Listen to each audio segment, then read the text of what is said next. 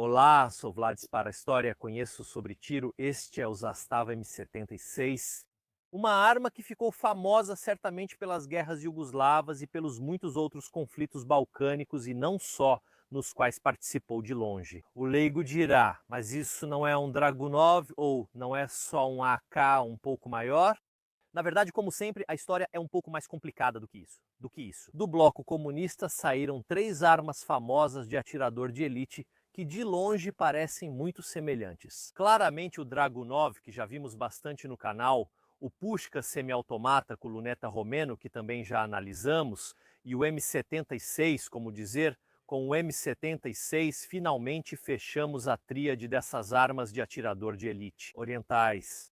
No entanto, assim como o Pushka semiautomata com luneta ou M76 não é simplesmente uma cópia do Dragunov, até porque, vamos dizer uma coisa muito importante, o Dragunov e o Kalashnikov parecem semelhantes, mas não são o mesmo sistema, utilizam um sistema a gás diferente. Muitos pequenos detalhes do funcionamento mecânico são diferentes, o Dragunov não é um AK. No entanto, minha Iugoslávia e Tito não tinham um bom relacionamento com a União Soviética. O próprio Stalin tentou mandar matar Tito várias vezes, mas falhou. De modo geral, os iugoslavos, nesse panorama da Europa e do mundo comunista, eram meio que uma voz fora do coro, tanto que eram realmente uma voz fora do coro. Os soviéticos nunca quiseram fornecer aos iugoslavos o pacote técnico, o conhecimento e as máquinas para fabricar os Kalashnikov, tanto que os iugoslavos tiveram que improvisar. Eles conseguiram colocar as mãos nos anos 60 em alguns AK-47 fresados trazidos por desertores albaneses. A Albânia até então tinha acesso a essas tecnologias. A Albânia é outra nação que depois se afastará da União Soviética para entrar, vejam só, na órbita da China maoísta, segundo os albaneses. Na verdade, eles tiveram dois AK e fizeram um trabalho incrível do que é chamado de engenharia reversa, ou seja, ver como uma coisa é construída e tentar fazer uma cópia. Nesse sentido, o que sai disso como o AK iugoslavo não é realmente um AK, no sentido de que, mecanicamente, em termos de funcionamento, absolutamente é, mas não é uma cópia idêntica.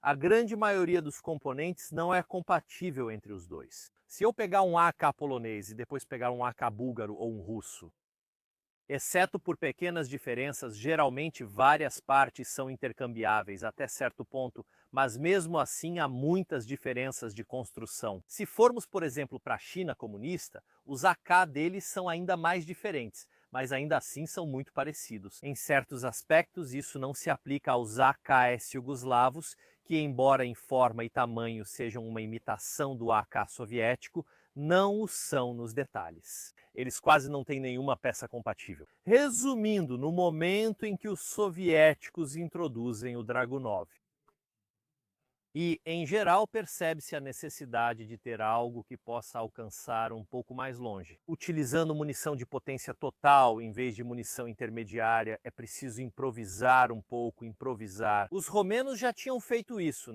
Os romenos que se afastaram da União Soviética após a Primavera de Praga, quando Ceausescu, na verdade, criticou a resposta soviética à invasão da Tchecoslováquia. Por isso, lá também eles simplesmente aumentaram o tamanho do Kalashnikov. E o mesmo, na verdade, eles terão que fazer, já tiveram que fazer, em primeiro lugar com o OK, mas ainda mais terão que fazer para ter um exército de atiradores de elite.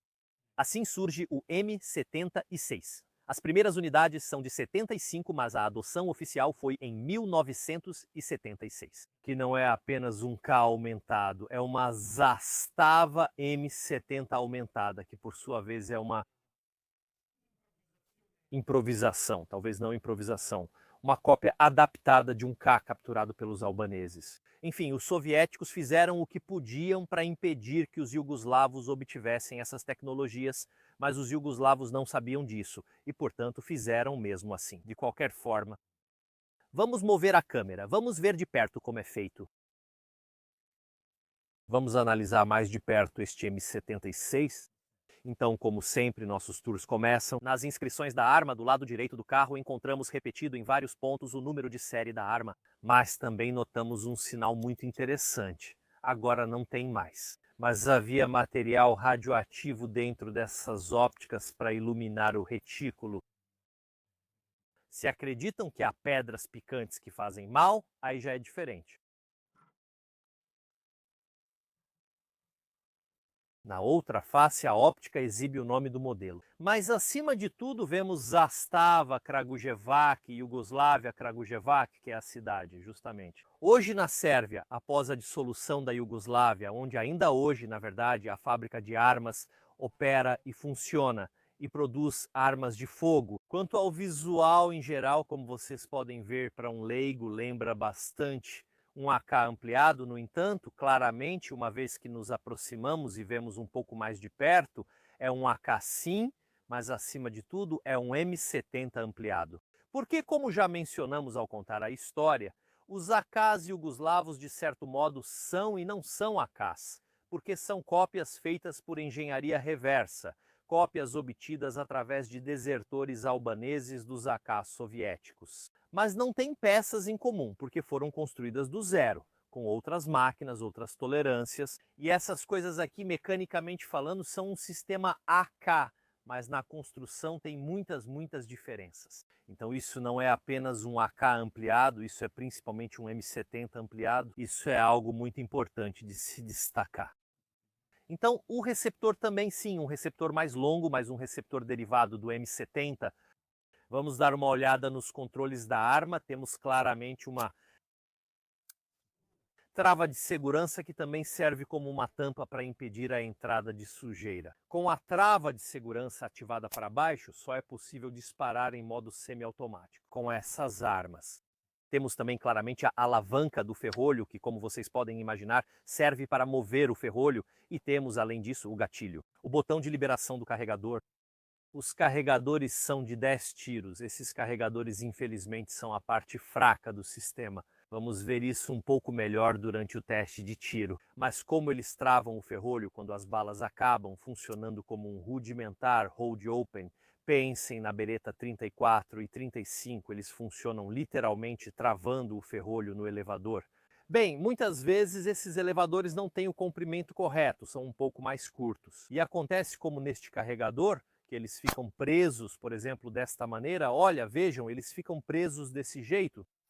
Vamos ver isso muito bem durante o teste de tiro. Honestamente, é meio que uma loteria. Quando você compra um desses, qual carregador você pode acabar pegando? A coronha é reta atrás, sem a curvatura para baixo dos AKs. Gosto disso, da empunhadura grossa e das partes de madeira robustas em todos eles. Na ponta do cano também encontramos esse supressor de flash, o encaixe para a baioneta, porque nunca se sabe quando um atirador de elite precisa repelir um ataque. Poderiam ser os sares, poderiam ser ulanos, poderiam ser dragões, até mesmo couraceiros. Nunca se sabe quando, nos anos 70, será preciso repelir uma cavalaria. De qualquer forma, a ótica, tipicamente ao estilo soviético e oriental, é montada em um trilho lateral, trilho que infelizmente tem um grande defeito que se soma ao peso da arma. Sempre afirmei que essa é uma das grandes limitações do sistema AK, que utilizando essa tampa superior de chapa metálica, não tem uma maneira elegante de colocar as ópticas de forma eficiente. Sobretudo por modo elegante, quero dizer uma maneira leve. Podemos, de qualquer forma, desmontar a arma. Para desmontar a arma, sempre ajuda que o cão esteja travado. Obviamente, já verificamos que está descarregada. Muito simplesmente, como nos sistemas AK, empurramos para dentro a mola de recuperação e podemos levantar a tampa superior. É difícil fazer essa manobra com a ótica no meio, mas aqui estamos prontos.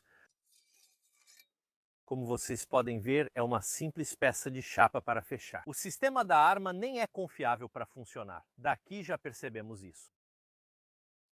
Remover a mola de recuperação que lembra a dos AK, exceto pelo fato de ser simplesmente mais longa e mais robusta. Assim, podemos puxar para trás o ferrolho e o porta-ferrolho. Estou curioso para ver uma coisa. Queria ver se sai junto com a ótica. Mas me parece que não há muito espaço para tirá-lo. Meu Deus, talvez com um pouco de jeito dê para tirar mesmo com a ótica presente, mas honestamente é meio que um Tetris. Já vamos chegar lá, mas já que estamos aqui, vamos tirar a ótica do jeito típico como é feito aqui no leste também. Aqui você solta o trava e pode deslizar a nossa ótica pela guia lateral. Falando mecanicamente, o mecanismo de disparo também lembra todos aqueles sistemas Browning, então não há muitas surpresas. Sim, o AC utiliza um sistema de John Moses Browning no que diz respeito ao sistema de disparo. Mas tem uma coisa muito interessante, não sei se vocês se lembram da história desses Zastava.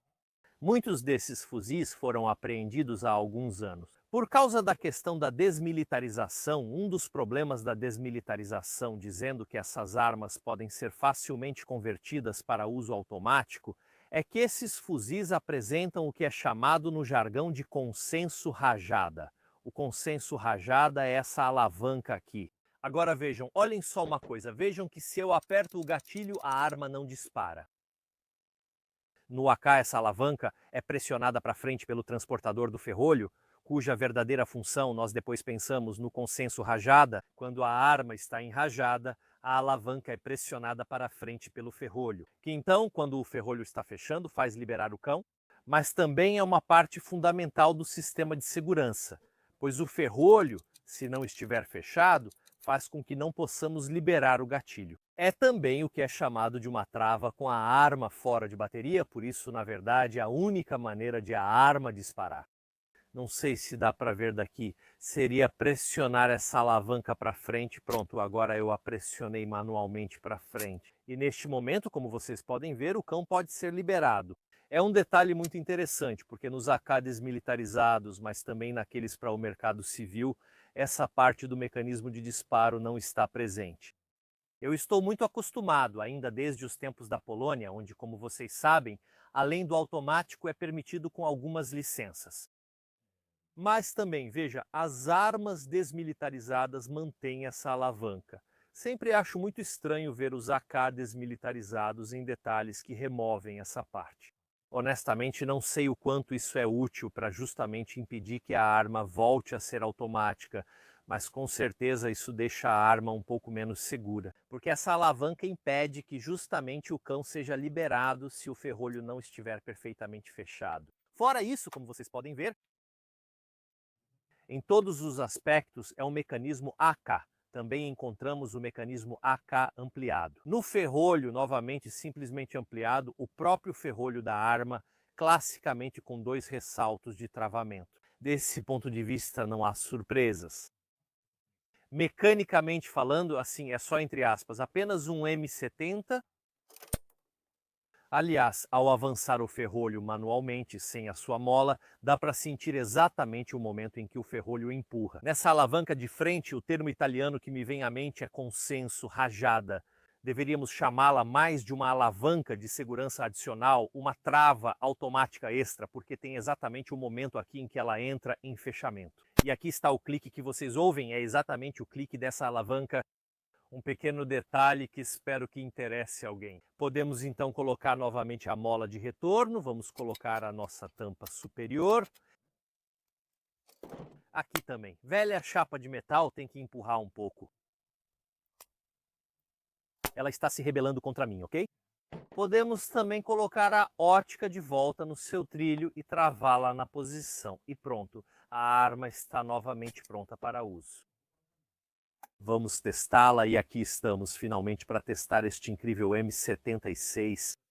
Vou dizer para vocês que já as sensações me agradam muito. Eu já gostava do Dragunov, já gosto do Pushka semi-automata com luneta, mas esse aqui, não sei, dos 3 é o que sempre mais me fascinou conceitualmente. Talvez seja por causa de uma história particular de adaptação de um design. Eu gosto dessas coisas, além do calibre. Aqui está a Sérvia, que continuou, a Iugoslávia em geral, a Sérvia em particular, que continuou por muito tempo, talvez mais do que todos, a usar o 8mm Mauser como em qualquer arma no estilo AK. O carregador primeiro colocamos a parte da frente e depois a parte de trás do carregador é inserida. Podemos claramente puxar o ferrolho. O ferrolho. Vamos primeiro dar alguns tiros no alvo.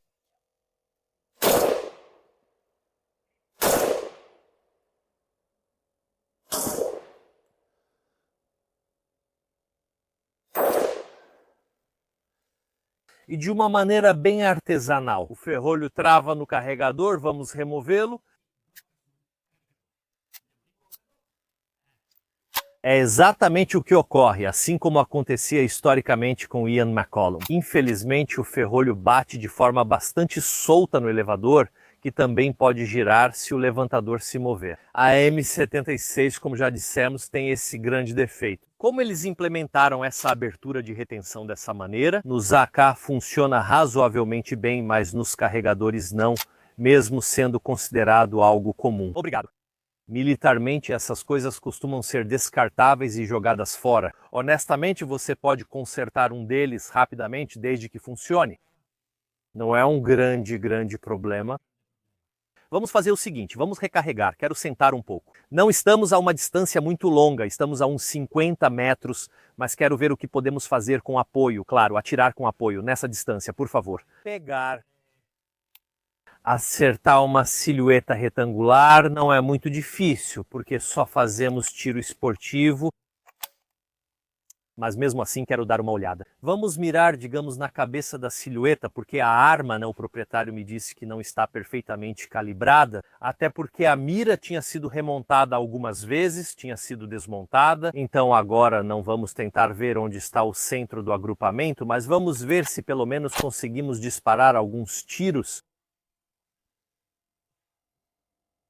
Então vamos ver.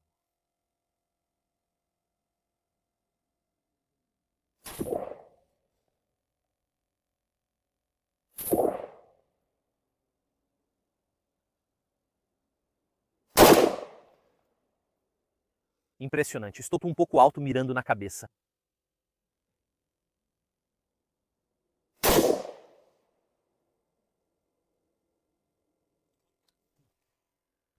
Vamos ver. De fato, agora o carregador não quer sair porque o ferrolho está apoiado nele. Então, aqui está. Colocamos de volta manualmente, sempre segurando, e a operação nem é tão difícil. O ideal seria ter um suporte para mantê-lo realmente aberto. Mas honestamente não faz tanta falta assim. Porque ao criar uma arma do zero, não fizeram um suporte para mantê-la realmente aberta. Eu entendo quando você faz uma K, tudo bem. Os carregadores do ZAC são do jeito que são, até porque os hold open, lembrem-se, o design do hold open depende muito do carregador. No entanto, criando uma arma nova, dava para fazer do zero. Vamos atirar, vamos tentar de novo, então vamos tentar novamente, porque percebemos que a arma está indo um pouco alta, então agora vou ter que mirar um pouco mais baixo. Sobre outras sensações, queria acrescentar duas coisas antes de atirar. Uma é o gatilho. Ultimamente tenho refletido muito sobre isso. Acho que muitos atiradores ficam pensando demais sobre o gatilho, mas enquanto o gatilho for limpo já está ótimo. Honestamente, ficar lá fazendo frescura com 1 grama a mais, 1 grama a menos, principalmente para uma arma militar, é um pouco exagerado. A segunda coisa diz respeito à ótica. Eu realmente preciso aproximar muito o olho da lente ali dentro para enxergar bem dentro. Não é algo que eu pessoalmente gosto, mas não considerem isso um defeito da arma ou qualquer outra coisa. É algo que para mim, pessoalmente, é bastante estranho, onde eu prefiro ter uma ótica. A distância, digamos, focal, é muito longa, mas isso é uma preferência bastante pessoal minha. Vamos lá, preparados para carregar. Vamos tentar de novo. Agora estou um pouco mais baixo.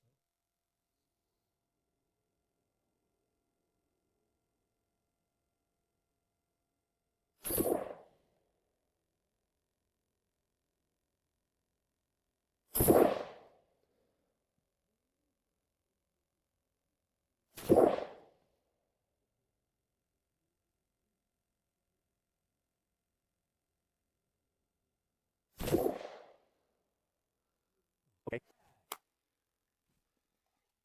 E aqui também a manobra de novo. Para descarregar o carregador, vamos dar uma olhada no alvo. Considere que sem um ponto de referência, porque eu tentava mirar mais ou menos onde vocês veem o 3. Então não é que eu tinha muitos pontos de referência. Olha, a Rusata não está nada mal, considerando que variava um pouco. O ponto de mira, sou ALMI, na verdade, para o que são, ou seja, fuzil de precisão designado fuzis de atirador de elite, militares produzidos na Iugoslávia, na verdade são muito precisos. Lendo alguns dados por aí, encontrei referências como 1,5 minuto ou 2 minutos de ângulo, o que para esses usos é suficiente. Sigo em frente. Outra paranoia dos atiradores são os minutos de ângulo. Não quero que meu R atire com mais de 1 minuto. Meu irmão na fé é ortodoxo grego. Poucas pessoas sabem atirar com tanta precisão a ponto de aproveitar uma arma tão precisa para a grande maioria dos usos, mesmo a centenas de metros. Ao acertar, por exemplo, um alvo, uma silhueta desse tipo, 1 minuto e meio de ângulo é mais do que suficiente. Como sempre, cabe ao Mattel testar essa arma. Mattel, como muitos sabem, sofre de uma terrível deficiência, o canhotismo. Na Idade Média, você teria feito coisas como execuções, teria limpado os excrementos das latrinas e essas coisas assim. Mas estamos em 2025 e até você tem os mesmos direitos. Então, como canhoto, explique como funciona essa arma. Mancino, quero falar algo. Saiu a versão 1.0 de Tarkov. Procurem Tarkov, brincadeira. É muito pesada. É bastante maciça, sem dúvida, é toda bonita, fresada. Deve ser a academia que estou fazendo, mas eu não senti muito. É pesada. Estamos bem acima de 4 quilos. É bem pesadinha. Bonita, massiva, descarregadora das generosas 8 Mauser. Generosíssimas 8 Mauser. Mauser. Um pouco menos, não tão bom.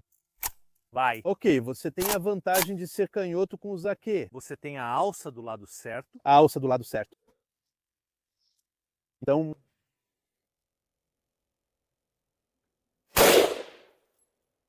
uma cata muito melhor que outra, mas idêntica àquela dos... Sim, é bastante. É idêntica, mas mais leve. Sim, claro, mas a sensação vem do mesmo mecanismo. Madonna...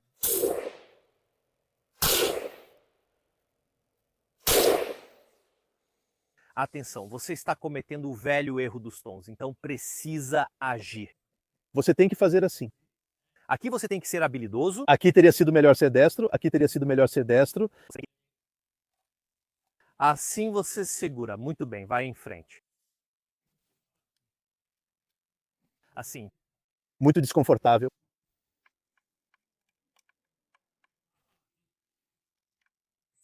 Vai. O que conta como travamento? O que conta como travamento? Não sei. Quer dizer, no sentido... a arma não está mais carregada e não pode ser usada até resolver esse problema que travou aqui. Mas de qualquer forma, é isso. Quer dizer, todo mundo tem esses problemas com esses carregadores, alguns carregadores mais do que outros. É basicamente uma espécie de loteria com essas armas, mas se elas têm um grande defeito, sem dúvida é o carregador. É um belo defeito. Agora... suportável, de certa forma. Então, quando você usa isso, não está no calor da batalha? Espera-se que você não esteja no calor da batalha, mas você a inicia. A batalha... mas é a baioneta?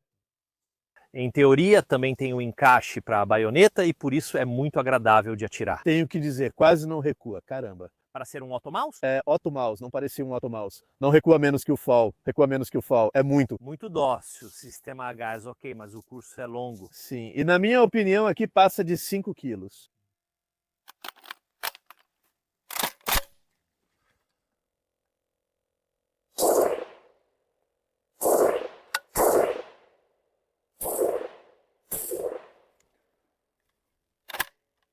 O movimento A.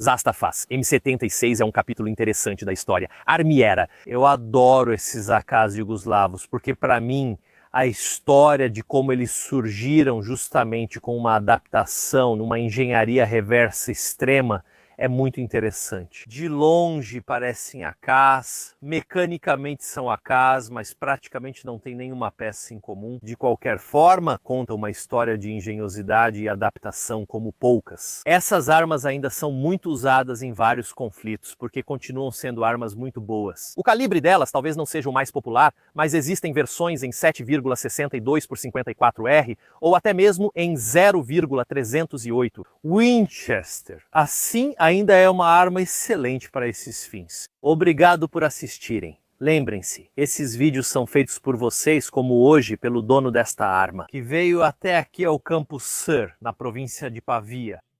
Sem pessoas generosas como vocês, eu não conseguiria fazer meus vídeos. Uma vez alguém me escreveu dizendo que viria me visitar para ver meu arsenal. 99% do que vocês veem no canal são literalmente armas de pessoas que me oferecem para testá-las.